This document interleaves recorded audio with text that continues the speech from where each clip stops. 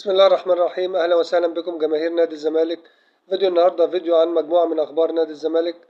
معكم سامي حسن، ونبدأ على طول بأول أخبار نادي الزمالك. قرار الجهاز الفني بخصوص صفقة الزمالك الجديدة جيفرسون كوستا، اللاعب الذي تم التعاقد معه لمدة 4 سنوات بداية من الموسم الحالي، وهو حاصل أيضا على الجنسية البرتغالية إلى جانب جنسيته الأصلية. قرر الجهاز الفني لنادي الزمالك بالتنسيق مع المدير الفني لفريق شباب النادي وضع برنامج تدريبي خاص لصفقة الفريق الجديد الغيني جيفرسون كوستا، اللاعب الذي تم التعاقد معه بالأمس بصورة رسمية لينضم لصفوف الفريق في الموسم القادم. تقرر وضع برنامج تأهيلي خاص له. جوميز يرغب في تواجد اللاعب مع الفريق الأول، والذي جاء بتوصية منه، لذلك طلب تجهيزه على المستوى البدني في الفترة القادمة، بحيث يكون موجود مع الفريق الأول فور استئناف التدريبات يوم السبت القادم استعدادا للمرحلة القادمة والموسم القادم.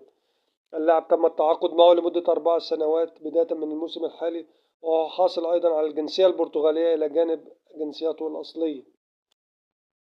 يا جماعة، بالنسبة للاعب جيفرسون كوستا، ده لاعب 19 سنة تحت السن، فطبعا مش هيتأيد كمحترف في نادي الزمالك، يعني هي مش هياخد مكان لاعب محترف. فطبعا الزمالك ممكن يشركه زي ما هو عايز، مفيش مشكلة. ده حاجة. الحاجة التانية ان احنا عايزين ما ناخدش اللاعب زي ما انا مع جوميز، مش ناخد اللاعب احنا لسه جايبينه نقوم دافنينه في فرق الشباب، ونبص اللاعب ممكن اللاعب يكون كويس ما نعرفش اذا كان كويس ولا مش كويس. لا، احنا المفروض زي بنتايج كده، احنا جبنا اللاعب يتمرن مع الفرقة الاولى، الفريق الاول هيتمرن، جه نزل السوبر فاجئنا بمستوى. احنا مش عايزين بقى نحط اللاعب مع لعيبه مثلا ممكن يكونوا اقل منه في المستوى، يعني معلش بالبادي كده يضيعوا مستواه. هو ممكن يكون مميز عنهم، طبعا لما يلعب في مستوى اقوى هيزيد، يعني هو لما يلعب مع الفريق الاول مع تدريبات الفريق الاول هيزيد طبعا مستواه اكيد، هيلعب لعيبه عندها خبرات، لعيبه كبار في السن، مستواه يعلى. فنبص نلاقي ايه؟ ان اللاعب بقى احسن وبقى اقوى.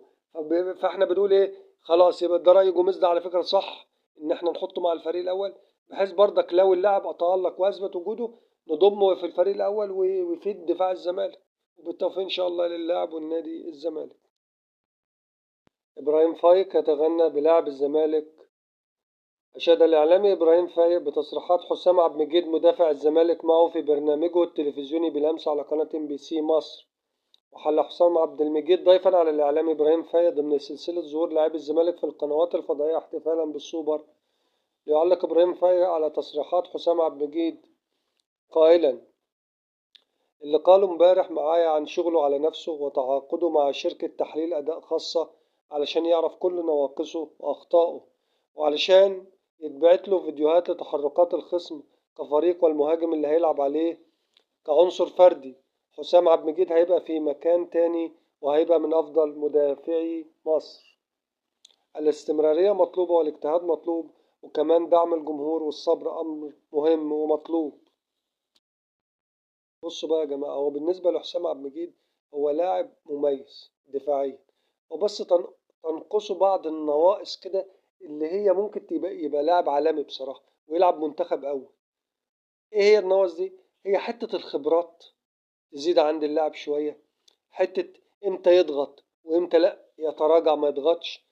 دي حاجات بياخدها، دي خبرات، إن إمتى يضغط وفي أوقات لأ مش لازم تضغط، في امتى تقطع الكرة قبل ما توصل للاعب اللي قصادك، وامتى لا تعمل ترحيل وما تضغطش في التوقيت ده. دي الحاجة التانية ان هو يظبط بقى برضك حتة الطلوع بالكرة، التوقع، بطء الحركة من الثبات، الحاجات دي بنلاحظها في حسام. لو هو ظبط الحاجات دي هيبقى لاعب عالمي بصراحة، وممكن يحترف في أحسن دوريات في العالم، خصوصا إن هو طوله كويس، في الارتقاء كويس، بيجيد ألعاب الهواء، فدي حاجات مميزة في المدافع. بالتوفيق إن شاء الله للاعب والنادي الزمالك. كولر يدرس هذا القرار بخصوص محمد الشناوي. أكدت تقارير صحفية وإعلامية أن هناك تفكير من السويسري مارسيل كولر المدير الفني للنادي الأهلي لإراحة الحارس محمد الشناوي في الفترة القادمة، حيث يرى كولر أن مستوى الحارس متراجع نسبيا في الفترة الأخيرة، والاتجاه الآن للدفع بمصطفى شوبير بداية من مباراة السوبر المصري في دولة الإمارات في الشهر الجاري. كولر وفي حديثه مع ميشيل يانكون مدرب حراس المرمى طلب منه تجهيز شوبير للمرحلة القادمة كي يحصل الشناوي على راحة لالتقاط الأنفاس. كولر يرى أنه ومع التقدير لتاريخ الشناوي إلا أنه في الوقت الحالي يمر بمرحلة عدم تركيز يحتاج فيها إلى الراحة، ولهذا جاري تجهيز شوبير. بالنسبة لمارسيل كولر إن هو عايز يريح الشناوي، طبعا الكلام ده ما ظهرش إلا بعد ماتش السوبر الإفريقي ما بين الزمالك والأهلي اللي انتهى بفوز الزمالك بركلات الترجيح.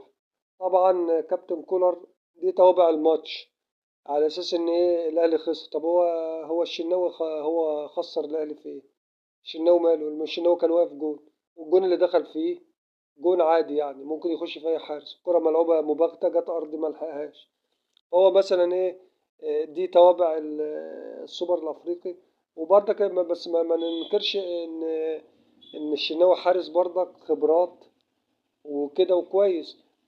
مصطفى شوبير حارس واعد برضك مش هنقدر نقول عليه حاجة. عموما بالتوفيق لنادي الزمالك.